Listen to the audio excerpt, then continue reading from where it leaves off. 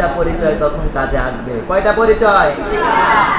এক নম্বরে, আমি যে আমার আল্লাহর বান্দা, খেয়াল করেন, আমি যে আমার আল্লাহর বান্দা, সেই আল্লাহর বান্দা হিসাবে আল্লাহর সঙ্গে যে সম্পর্ক, এই পরিচয়টা আমার ঠিক থাকবে।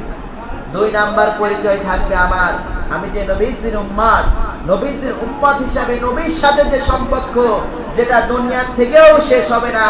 আমি আপনি মারা যাব, মারা গিয়ে কবরে যাব, কবরে যাওয়ার পরেও সেই সম্পর্ক ছুটবে না, সেই সম্পর্ক কেউ হরণ করতে পারবে না।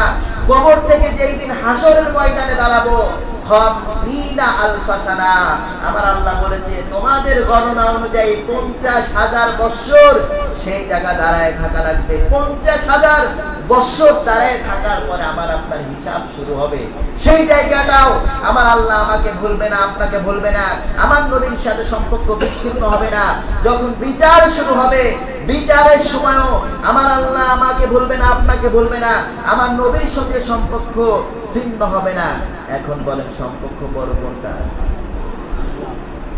আমার আপনার বাবা মার সঙ্গে, ভাই বোনের সঙ্গে, নেতাদের সঙ্গে সম্পর্ক বড়, না আমার আল্লাহ আল্লাহ রসুলের সঙ্গে সম্পর্ক বড়? এ মুসলমান, জবান খুলে আওয়াজ দিয়ে বলেন সম্পর্ক কার সাথে বড়? সম্পর্ক কিন্তু আল্লাহর সাথে বড়। দুনিয়ার সব সম্পর্ক শেষ হয়ে যেতে পারে, কিন্তু আল্লাহর সম্পর্ক শেষ হয় না। হয়? আর আমরা চাই আল্লাহ